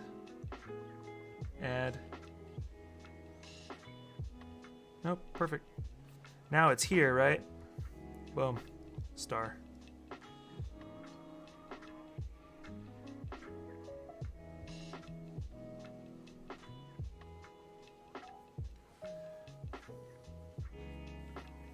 Yeah, right. I mean, it's just part of the artistic process, man. You mess, what is it, if you manipulate more than 10%, I can't remember the number, it's like, it becomes like your own creation or whatever. I don't remember what it was. A coworker of mine was giving me weird looks when I said that, and I was like, no, I mean, I think it's a thing. And then we work harder and smarter. We duplicate. We duplicate. We duplicate. And one more time. And then we will put them in a folder so it's not like I'm staring at 5 stars in here the whole time.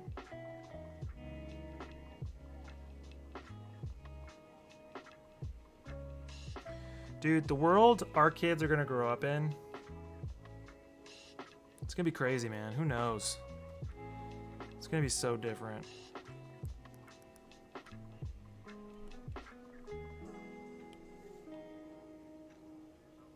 I'm gonna, oh You know what I should have done? Shrink it first. These are too big. Because then I'm going to have to size them all, and I want it to be consistent, so I'll undo it. We'll grab this star right here. Boop. Shrink it down a little bit more. That should probably fit, right? Like that. And then we'll go from there. Let's see. 30 more minutes. I'll wrap up the stream. Thanks for hanging out with me the whole time, Tony. It's nice having some company. It's kind of how it works. Get people in and out for the first like 30 minutes to an hour, and then it's usually one or two. The ones who want to hang out the whole time.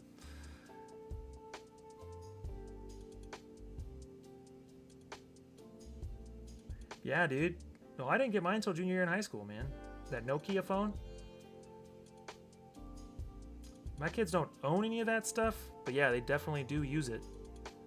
They use my iPad Pro a lot. I mean, you name it.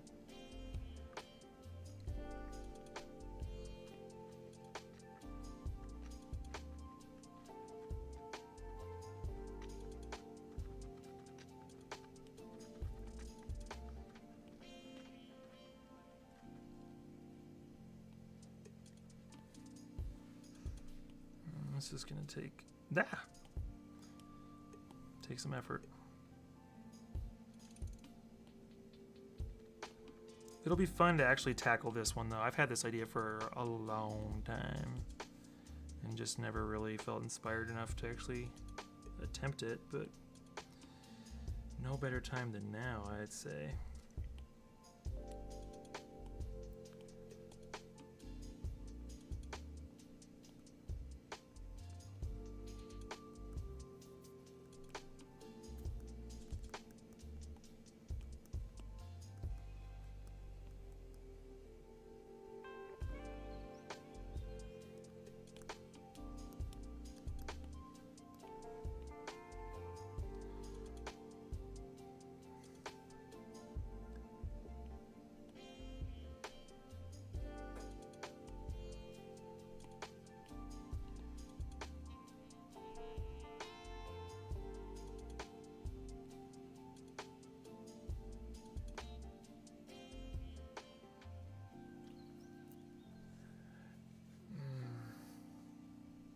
Looks very clip art-ish right now.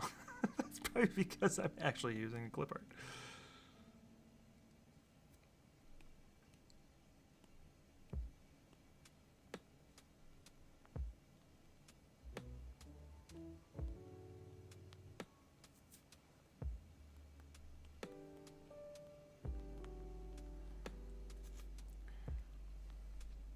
This one we're going to alpha lock, and then I can actually fill the whole star.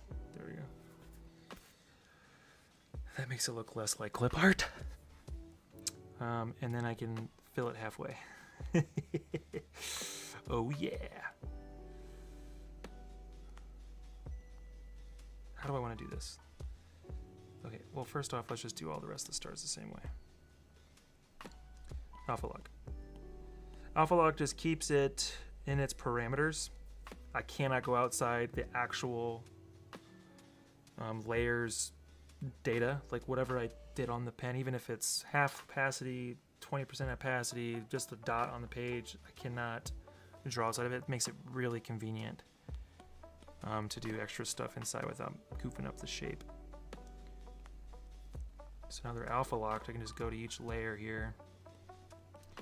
So like here's this one, do the same thing. See, I don't have to try so hard. Like I just swipe quick, and it's like. You see that? Yeah, zoom in there.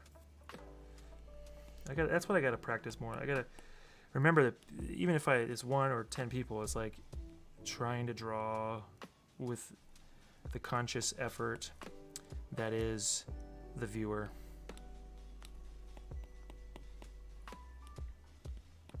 You know, instead of just leaving it like this small the whole time.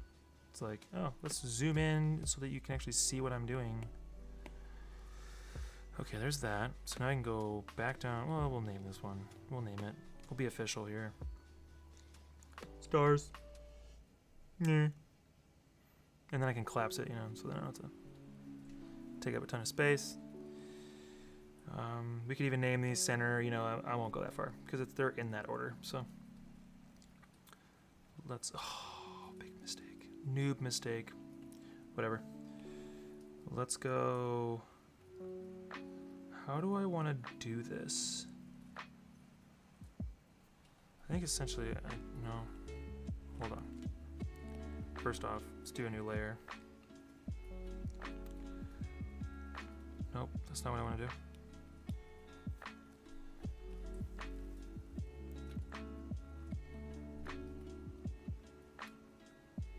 Nope.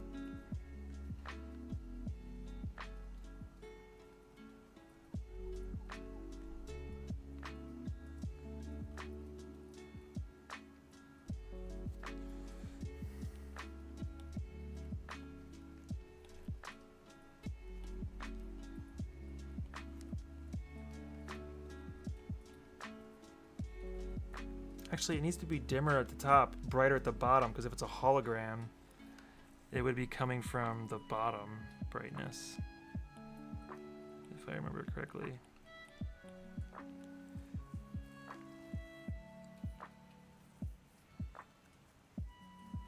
Yes, that, I mean, honestly, digital art on the iPad Pro, I knew trying that Wacom crap in like the tablet with like Photoshop on one screen and you're drawing and you know and you're looking up at the screen, I knew that was not going to be a thing for me. I was like, nope, just I know me, not going to work. I was like, but you give me a screen and a pen and all the ability that Photoshop has and I'll be golden. I knew that was just going to shoot my artwork skills like profoundly because I just knew what I was like. I like doing analog art, but there's just something about digital art. It's like I just was waiting for it. And the moment I got an iPad, dude, changed everything.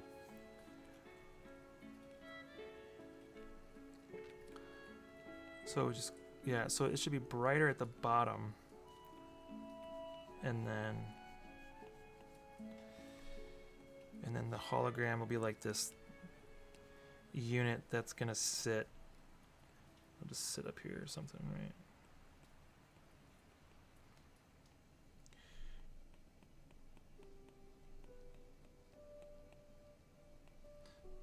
This is good practice.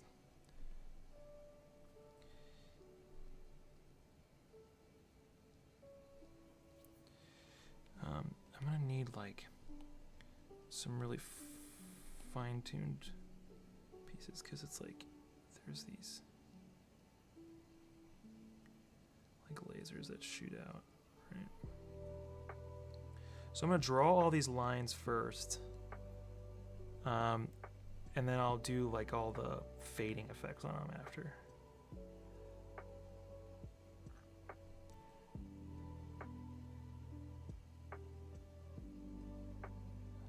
I will probably get rid of those outer ones. So I want it to make sense too.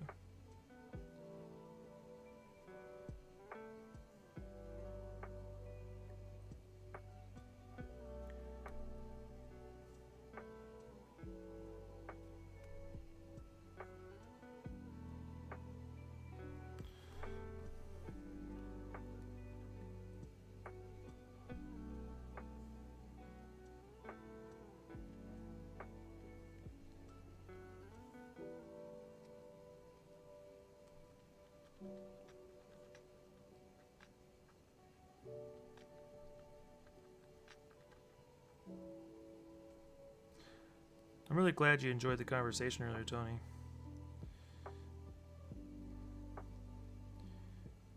I'm gonna try to edit the video into like, I don't know, like a 5 to 10 minute long compressed version of the intro. So all those little devotionals will be like actual YouTube videos.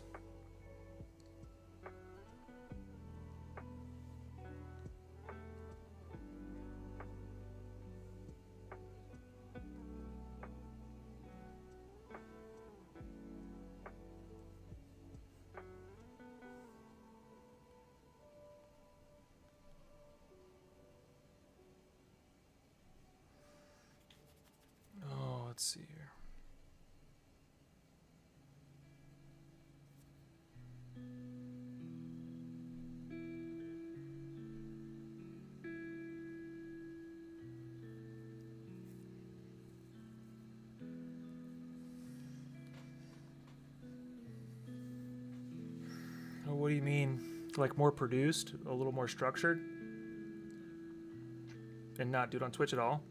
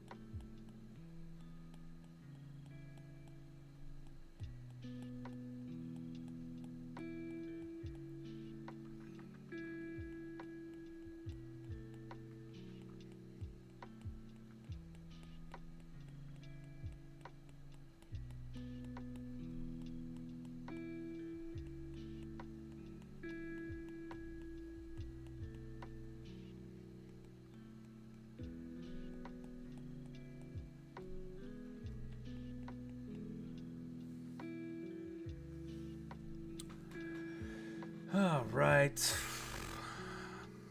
Let's see, what's that?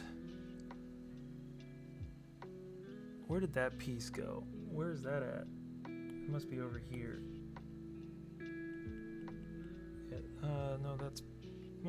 Yeah, that's it. Yeah. Okay. I made the mistake. Delete that. New layer. Airbrush.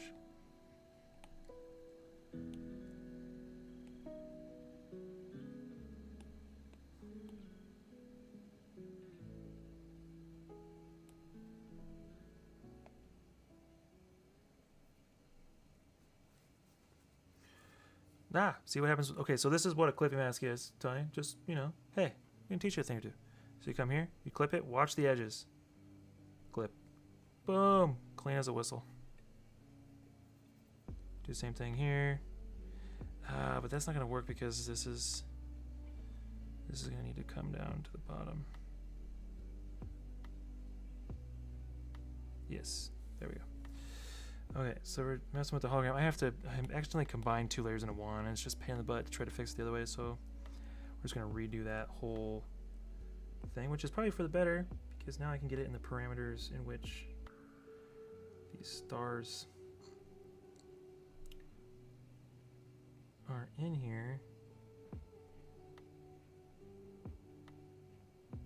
I gotta revisit that Black Mirror show, man. That show was so cool.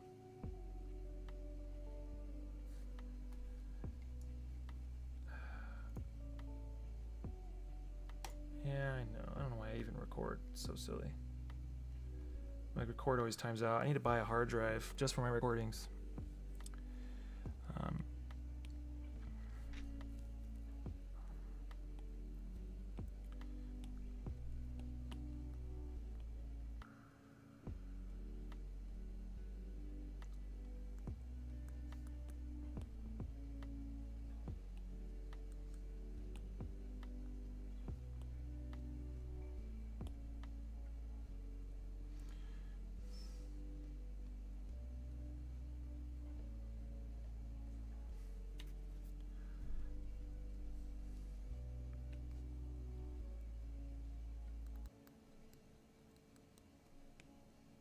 That looks pretty decent for just pulling it out of my butt.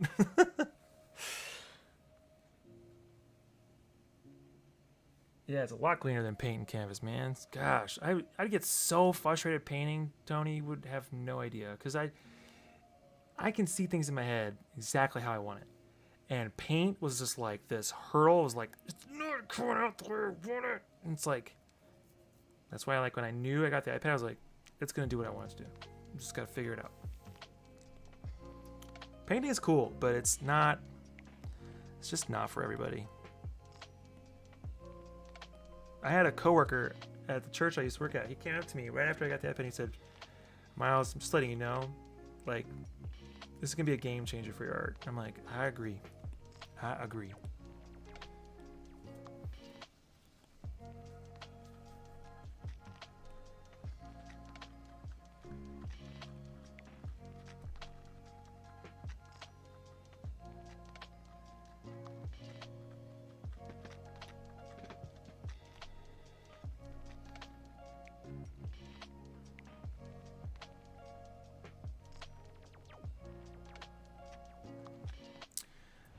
if they should really have a glow too much. Maybe I just need to do like this.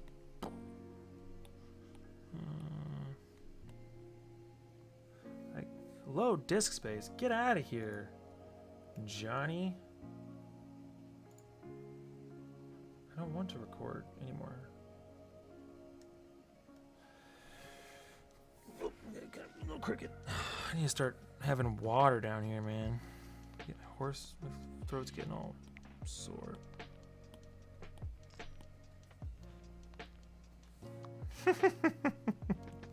Looks goofy, but hey, that's how ridiculous the idea is.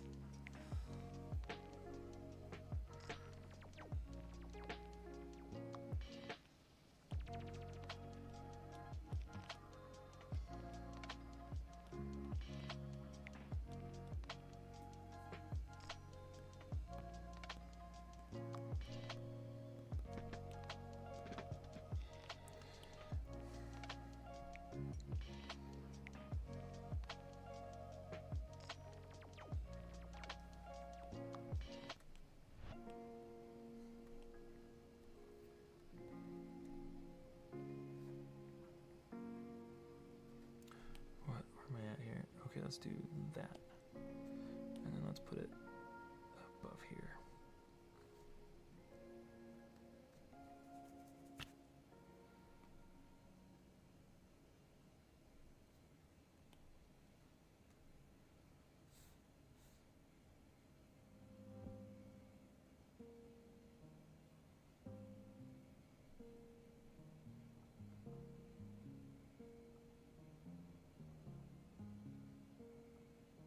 What in the world?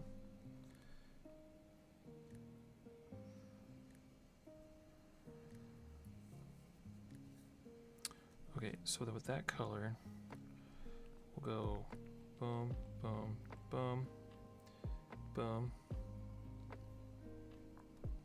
boom, boom, and then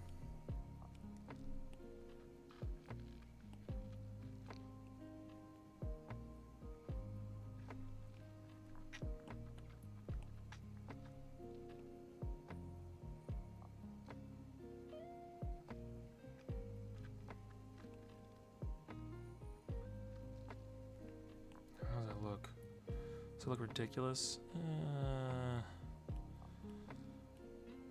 Just too much. There we go. And then a little smaller. There we go.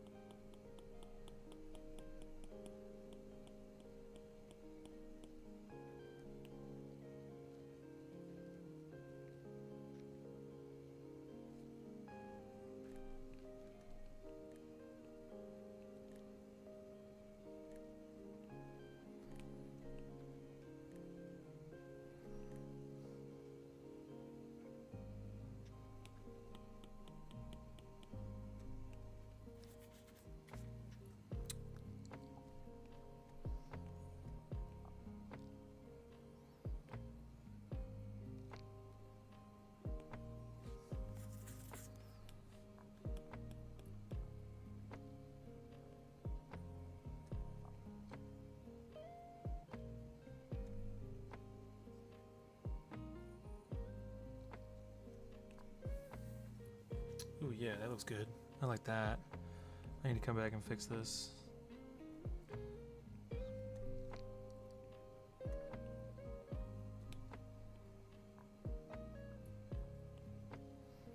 I like that. There we go.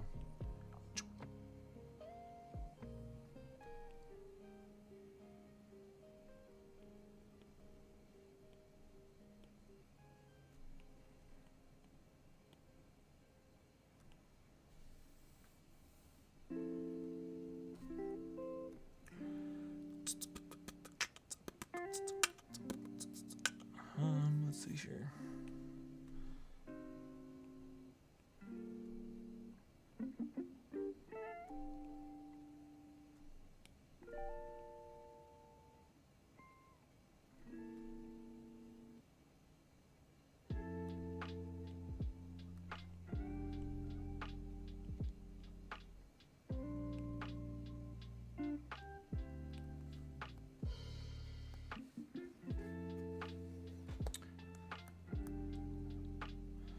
So this star right here, I need to figure out a way to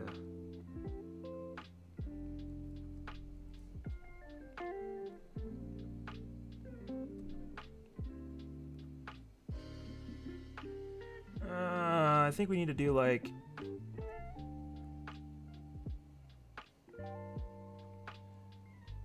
three and a half stars. Or should we do 4 out of 5, or should we do 4.5 out of 5? Because that's what it always says on every freaking Amazon item. 4.5 out of 5. It's like, well, if they all say it, they must be an awesome product. And you get it, and it's like, what if that is not what I thought it was gonna be? Am I right? Am I right? Am I right? Son of a biscuit. Come back here. There we go.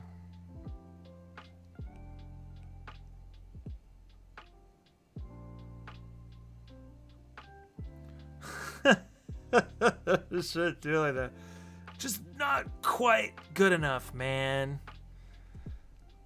Just not quite good enough. Do better. Do better.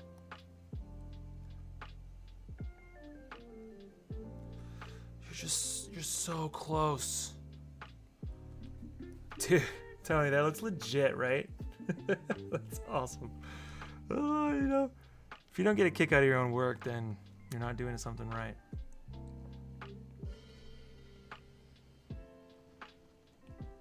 It's okay to be excited about your own work.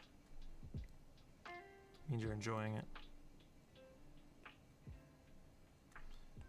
I gotta clean that up later. Oh, I better get in that right layer, because that's my biggest downfall all the time, is I always put it in the wrong layer, and then I'm like, what was I thinking? And it's like, whatever.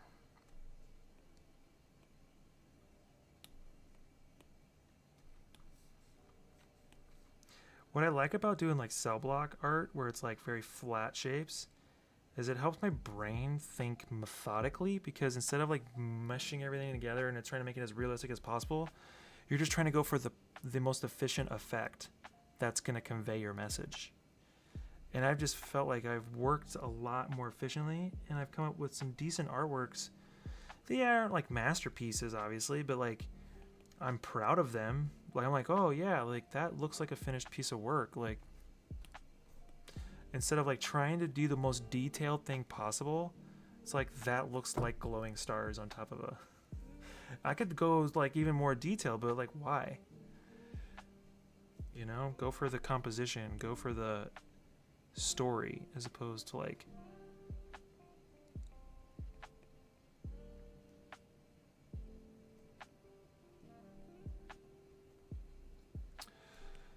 So we're gonna have a darker magenta, maybe right here. Nope, that's too big. Just like that, and then we'll go with that shape, 'cause that looks cool.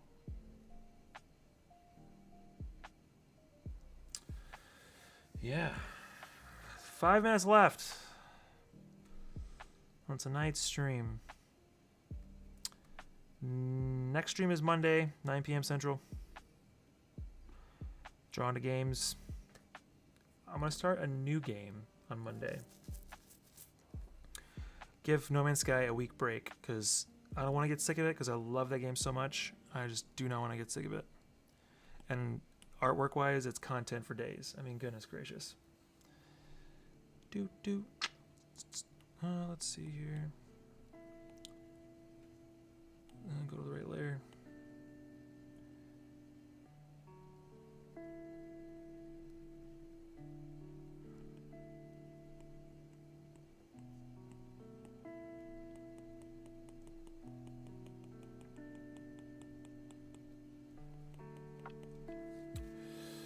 All right. You have no clue what I'm doing? Oh no. That breaks my heart. I'm just kidding. You don't have to know, right? I just need that to go away. Go away. Go away. There you go.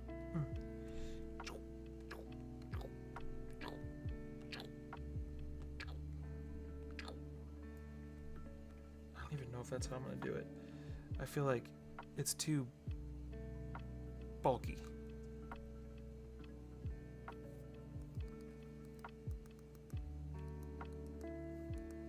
Should I put like would hang with him again? Or like I would shop here again. I would live this life again. Would befriend him again.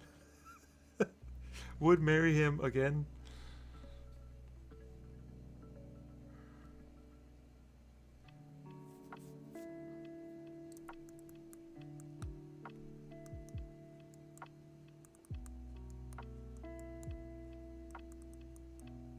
I'm trying to think, is there like a thing that's in here that's like, oh, that's kind of cool. Accidents. Gotta love accidents. Okay, so to glow on the tombstone, we create a shape like this. Nope. Scratch that. It's like Austin Powers. Yes, yes, no, no, no, no.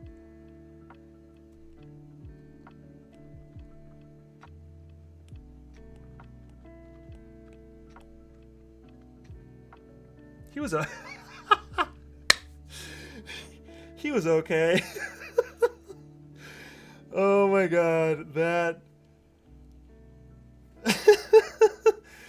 dude, that would be so good.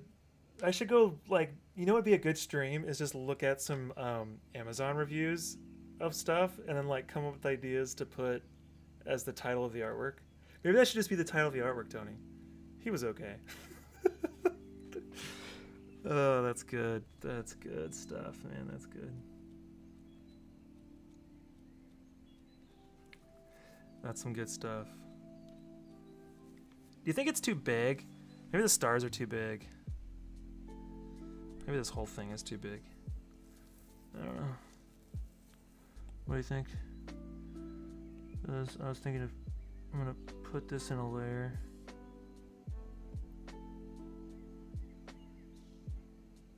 So these are all in the layer. And so now I can shrink the whole thing. So it doesn't have to be so big. Because it's a little overwhelming. I don't want it to be disproportionate to the tombstone.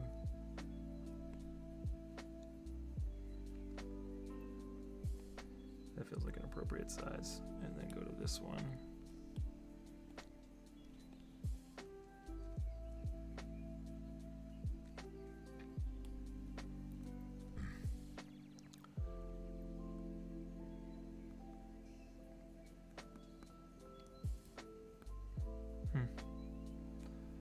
Getting somewhere. 1 star. He was okay. This just cracks me up. That cracks me up. I'm trying to think. I'd have to do some deep research, bro, on like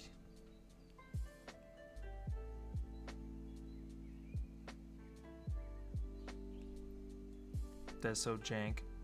Let me see here. I guess I could just go boom, boom, boom, boom, boom, and then feather.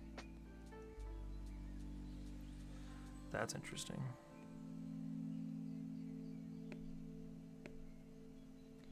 What does that look like? I mean, sure. And then we'll do a rectangle.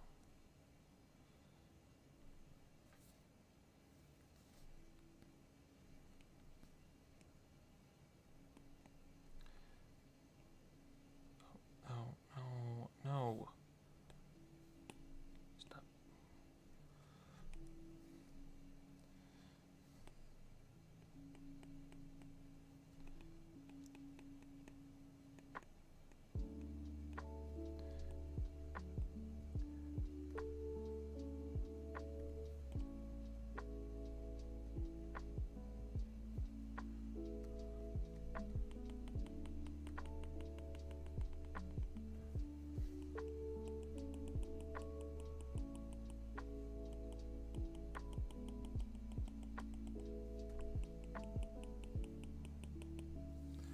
I'm like leaning off my camera pose. I'm like,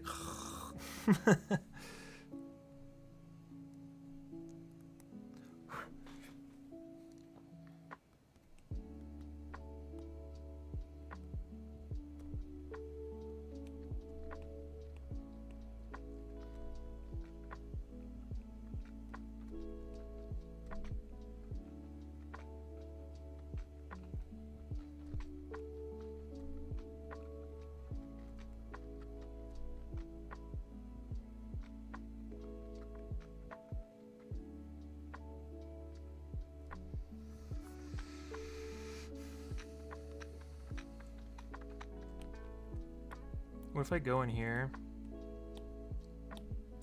and then I grab this star?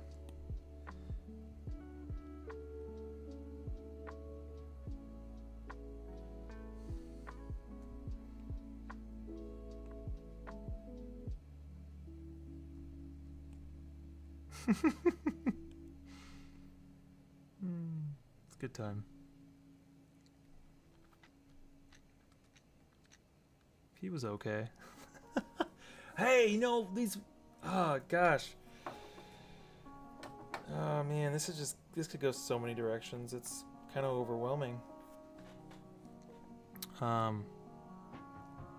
was thinking, like, I could... like, just make it reviews, like, of the person.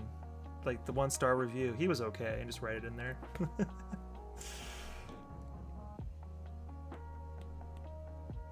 Why did that not work?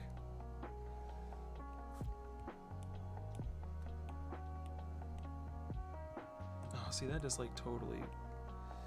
I don't want to do that because I need to still see some of the star.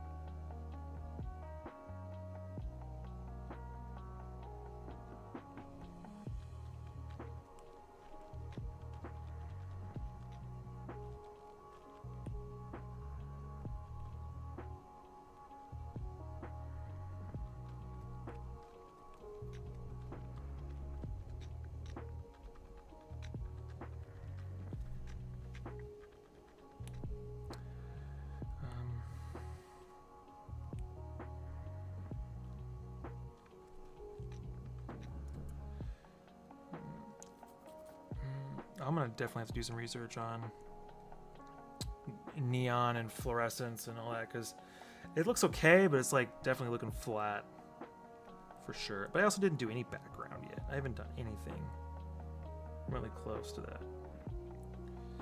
But Tony, I'm totally doing it, man.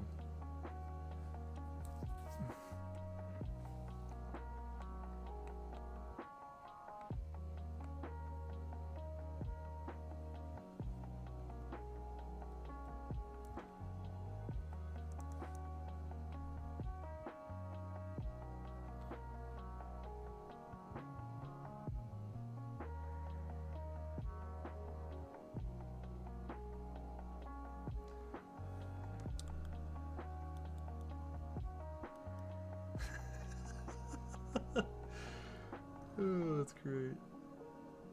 It was okay.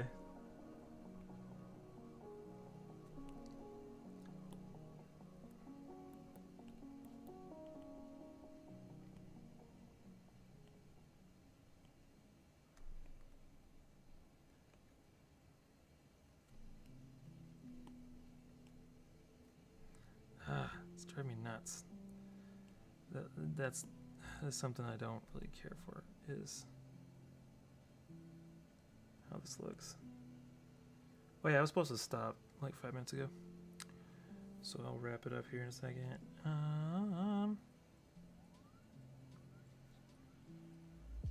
Color.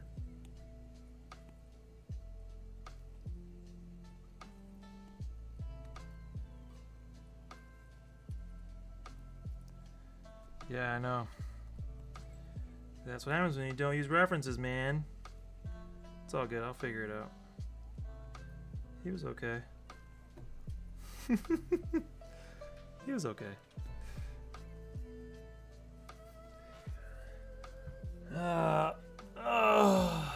Yeah. well, you know, it was a good exercise, but man, I guess you'll just have to come back next Friday and you will see what comes of it. That's going to wrap up tonight. Oh yeah, I should have definitely quotes. Yeah, for sure. Yeah, totally. I don't know if that's where I'm going to go with it, but again, I don't. It needs to be. It needs to hit, man. Right now, it's just kind of dorky. So it's all right. We'll figure it. I'll figure it out. All right. Well, thanks for watching. For those of you who tuned in after, make sure that you watched the beginning. It was really impactful. It was really good. We're doing Jehovah Jireh to be continued next Friday. I'll either show you what I have or where we're headed, or it'll be done. I'm really excited about it. I feel really inspired. It's going to be a good time. Catch me on Monday, 9 p.m. Central for Drawn to Games. I haven't picked a game yet. I'll social media out what I pick or whatever. And then we look forward to an artwork based on that as well for the following week. House, you were just okay. Well, that concludes this session. It feels good to be back to Drawn to Prayer after like 3 or 4 weeks of not doing it due to vacations and being lazy and just hanging out enjoying life. So be still, be creative, be weird. It's been fun. Tony, again, thanks for hanging out with me. You're a good friend. God bless.